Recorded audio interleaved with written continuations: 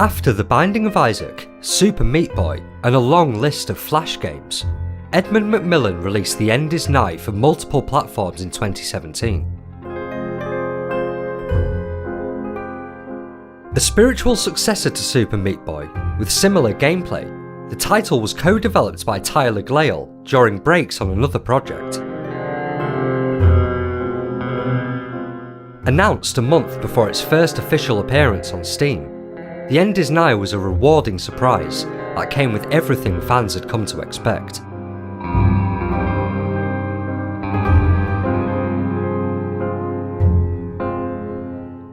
Alongside Macmillan's humour and inventive platforming, it also jumped into new narrative territory with apocalyptic and metaphysical themes. The whole package is given a rich feeling by its soundtrack, which mixes well-known classical melodies with modern production techniques and arrangements.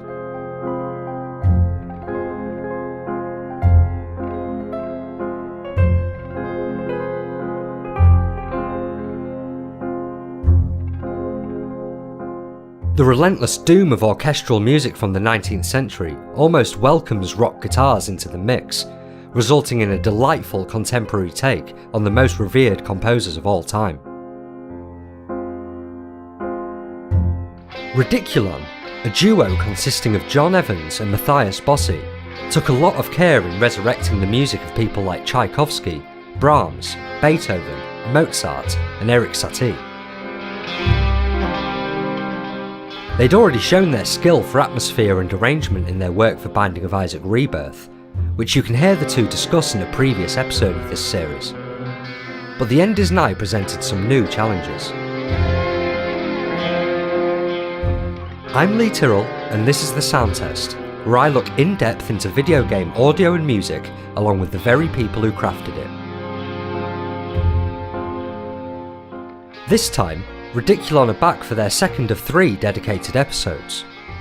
However, The End Is Nigh is unusual in their catalogue, and soundtracks in general, by featuring little to no original composition.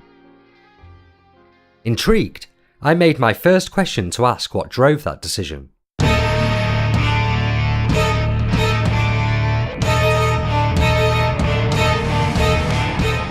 Well, that was Edmund and Tyler. That was their doing. They would send us the, kind of infomercial YouTube greatest hits of Camille Saint-Saëns and every sort of imaginable classical thing.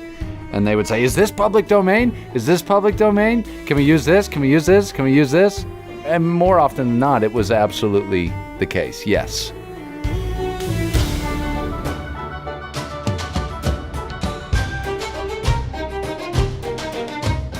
In fact, I think it was actually Tyler who was the one who was really pushing for the classical sound.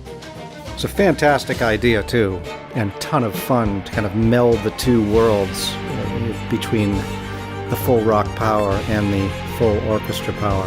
Yeah, and often, classical music by nature has dynamic and ebbs and flows of tempo and time signature, and we had to figure out a way to extract the essence from these very iconic pieces and turn the character into a 2-minute looping piece of music.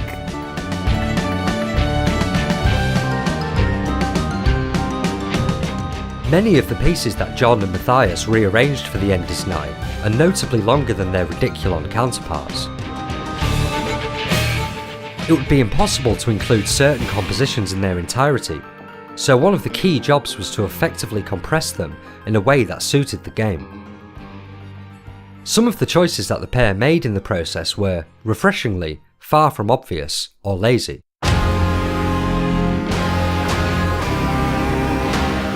Clearly it still sounds like what it is, but we had our work cut out for us in terms of, finding the moment that would most make sense for, a typical looping level track for a video game.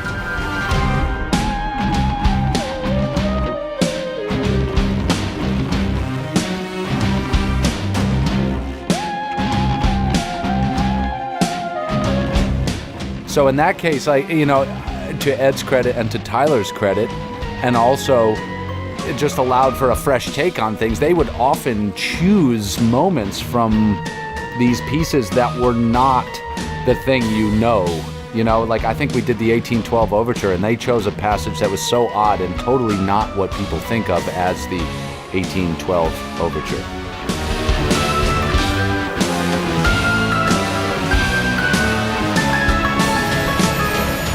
That was a really fun part of this, was finding those moments that would best lend themselves to a high-energy video game soundtrack.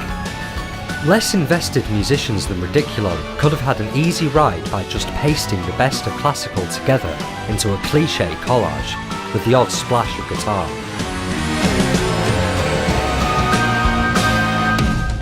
But John and Matthias managed to take their roles seriously and stay interested in the project by simply enjoying it.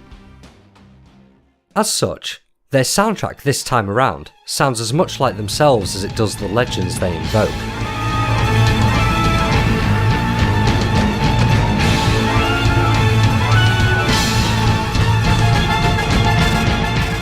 If it's difficult and it's making us pull our hair out, then we know we're doing pretty well. Yeah, I mean, you try to turn the difficulty into inspiration and have as much fun with it.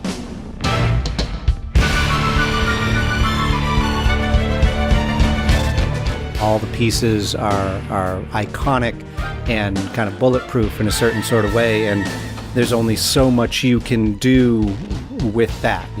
Just simply repeating parts isn't enough. So trying to find those little bits where you can insert your own personality and be inspired by those kind of masters. It was really fun. It was a challenge, but also very fun.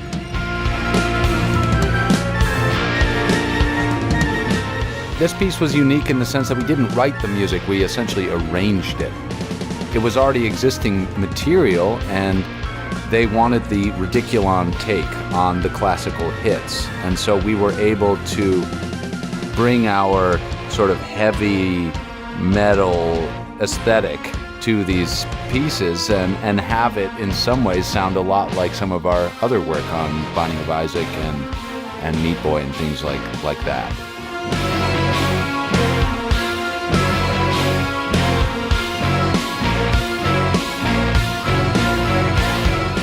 The source material for The End is Nigh would prove imposing to any musician, meaning a solid approach needed to be set out.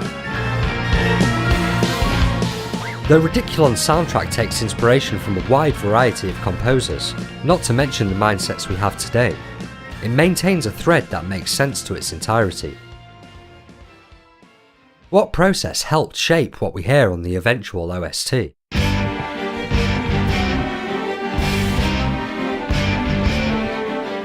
What we first tried to do was decide, we would take the source material and the sections that Ed and Tyler wanted to exist as the piece, the 2 or the 3 or 5 minute piece of music, and then we would start by trying to recreate it as best we could, and make our own version of the actual classical piece in most cases.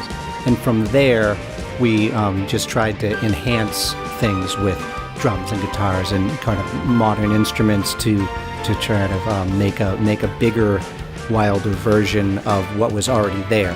But we definitely started with kind of recreating the source material as best we could, given our own limitations.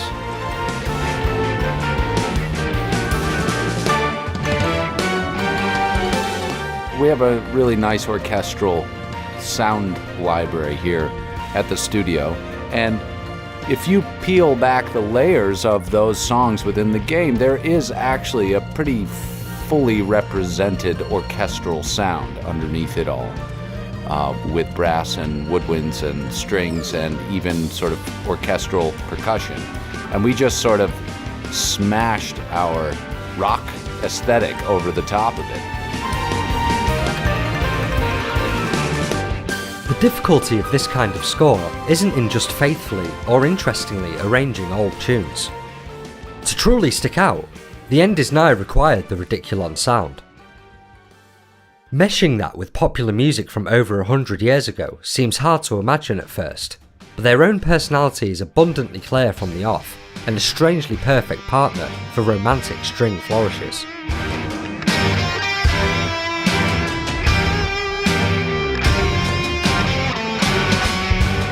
I mean, essentially what we often do in a situation like The End Is Nigh, where we create this, our own versions of this traditional classical source material, and then add our rock alter egos on top of that. And then Matthias and I will kind of more jointly look for different sonic sounds, whether it's in the rhythm department to enhance the drums, or just different sort of post-production sounds to kind of enhance the melodies and make them less obviously guitar or less obviously violins. And we have some vast sound libraries, and we just try out as many different sounds as we can handle until we're cross-eyed and feel like we've found ones that describe what we're looking for and how we want to kind of push the boundaries of that particular soundscape. And we do that together, and we get there eventually.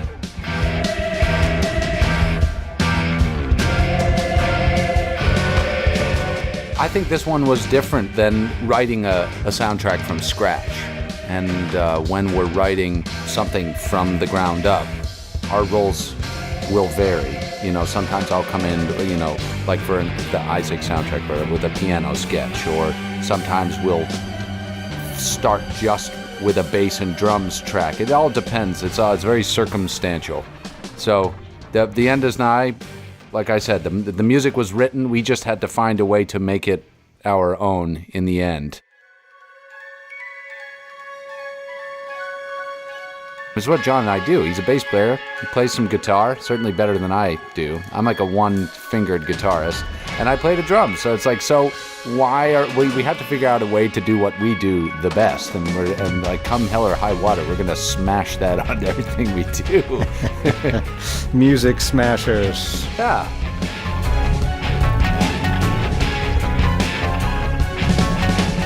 Though Ridiculon and I previously discussed this in the Binding of Isaac Rebirth episode, it's worth highlighting the working relationship behind the duo again.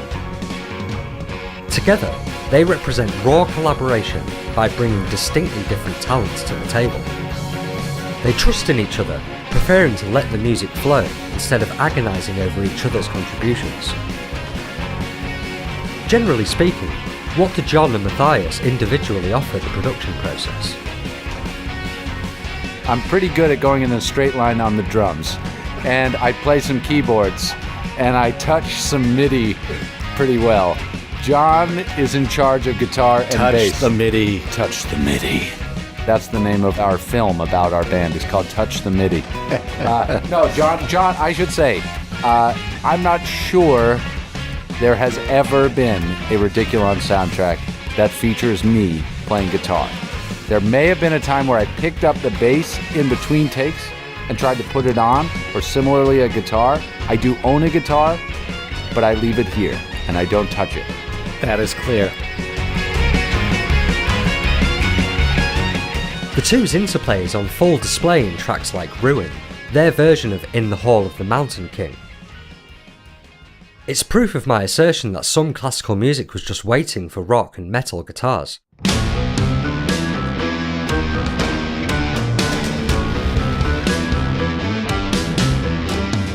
My dad once told me that Ride of the Valkyries, which shows up as a bonus on the End Is Nigh soundtrack album, is the earliest example of a heavy riff. I could hear what he meant as soon as he said it. In fairness, Grieg probably would have used a guitar on In the Hall of the Mountain King himself if he could. Hell yeah.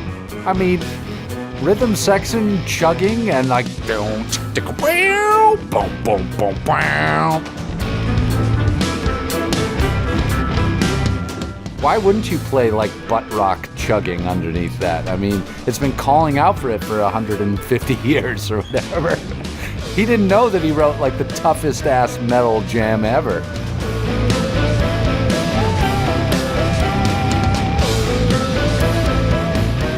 It's totally 100% true. Because your dad was right, man.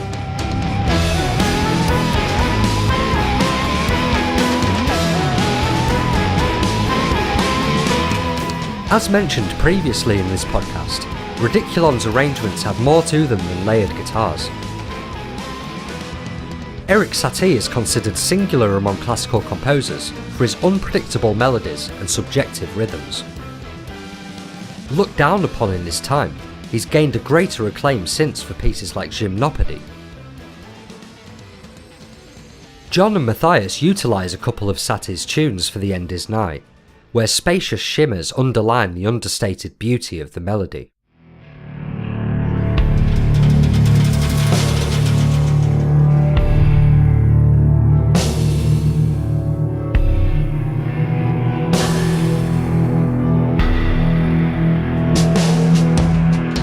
Most of that game is super high energy, really propulsive and just moving ahead. You got to keep the player in the game, and you just you need to have this illusion of constantly building and building and building and building, even though you're tricking people and looping back on yourself.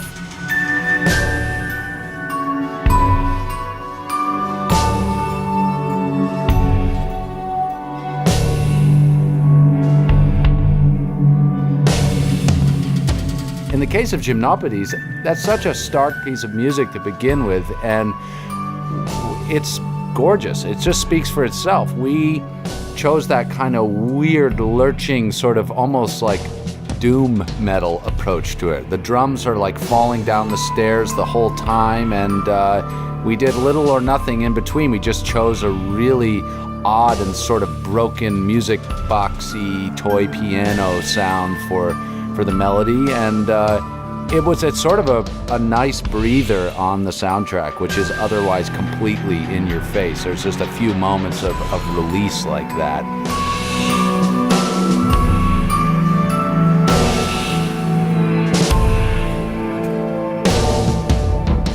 The melody in real life is so sparse. It's a solo piano piece, so the more personal flavor you add to something like that, you sort of detract from the essence of the piece. If we had filled in all the cracks with counter melodies and competing instruments and, just over arranging it, it wouldn't draw people in. So I feel like we can get away with more stuff like that on the more driving things, Flight of the Valkyries and things like that, where it's like, yeah, of course, we can just throw the kitchen sink at these things, and it'll still sound like its original high energy self. It'll just be suffused with more of our nonsense. But I think we would have done a disservice to Erik Satie himself, and he would have come after us, risen out of the ground and murdered us in our sleep had we tried to. I don't know. I just didn't. It just clearly did not call for an over-the-top arrangement. In-game, collectible glitch carts open up retro-themed levels with music that follows suit. These tracks transport old composers even deeper into the world of video games through 8-bit sounds, leaving both guitars and orchestras behind. The music in these sections is itself often deliberately glitched and warped. How did RIDICULON achieve that sense of aged and broken technology? And what equipment did they use? That's a really interesting question, and maybe giving away some state secrets. Right. We have some really fun sort of chiptune generator instruments here, and we also have, I'm just going to call it a glitch machine. I'm sort of, John and I are human glitch machines. Maybe that's because we're wired wrong. But a lot of those chiptuney things, especially the glitch ones, are... it was some magic and... Unicorn tears. Unicorn tears. Uh-huh. Yeah. Narwhal tusk dust. Yes. Not that we did not harvest it ourselves. We just found it. Yeah. So we support narwhal life. Yeah. No, wait. Anyway, sorry. The glitch, the retro tracks and the glitch tracks. I think we kept it simple and used a straight up sound palette of vintage chip sounds, and we just kept it really simple. That's all. We do have a glitcher machine. Basically like the equivalent of John or myself standing on top of the tape machine. Yeah, it just ruins everything. And it just ruins everything. We use the ruiner machine, and we're not going to go beyond that and tell you what it is, because then we'll have people knocking on our door asking to borrow the ruiner machine, or they'll just come in and steal it from us. We like wanna maybe take at the gunpoint. ruiner. Yeah. We cannot give the people the ruiner machine. No. You know, who would call us if everyone had the ruiner machine? No one.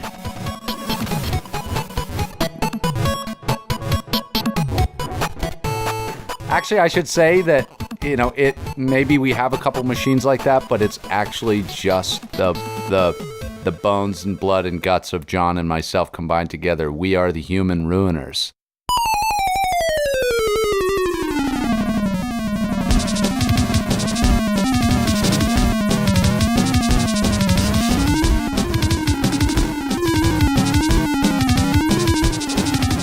I would say in terms of, you know, I mean, there's a lot of people who spend their life making chip music.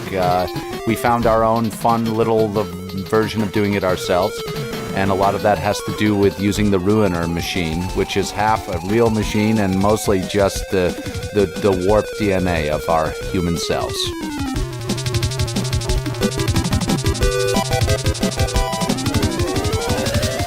The marriage of 21st century production with romantic air and melodies doesn't go unnoticed by audiences. As I pointed out to John and Matthias, a game like The End Is Nigh has the power to open players' minds to the wider world of orchestral, instrumental music. After all, I learned to love music through my earliest video games. Exposing young players to classical composition in an accessible form is something to applaud, but the idea comes together through RIDICULON's respect and love for the project.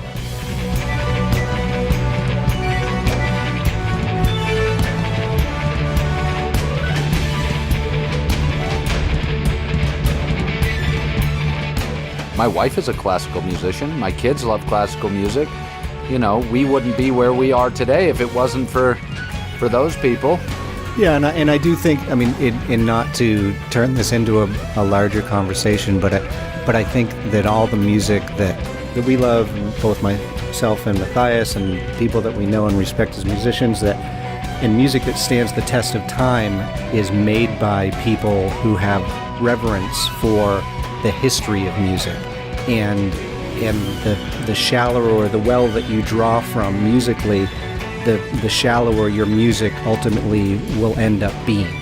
So, you know, I always encourage people to listen to everything they can possibly get their hands on from the last many hundreds of years, because it's just going to widen your scope of how you listen to music and how you write music. And if you're just listening only to music that was made by people, you know, just in the last couple of years, by people that only listen to music that came out in the last couple of years, what you're going to get out of that is much smaller than if you are steeped in the classics of classical music and jazz and world music and all of that. So if The End Is Nigh is a soundtrack that helps, you know, people realize, oh, there's this greater world out there, or larger world that influenced rock music, then that's fantastic. Bring it. John, what you just said was extraordinary. Jesus, that was good.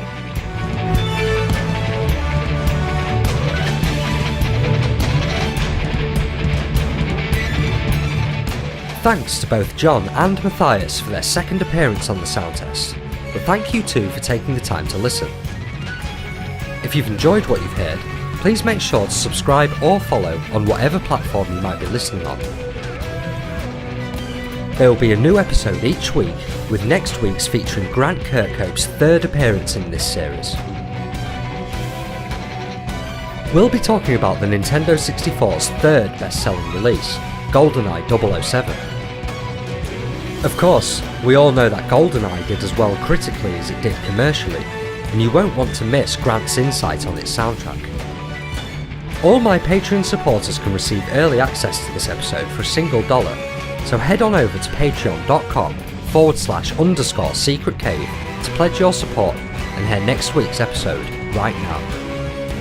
Naturally, this doesn't apply if you're already a patron and hearing this episode in advance.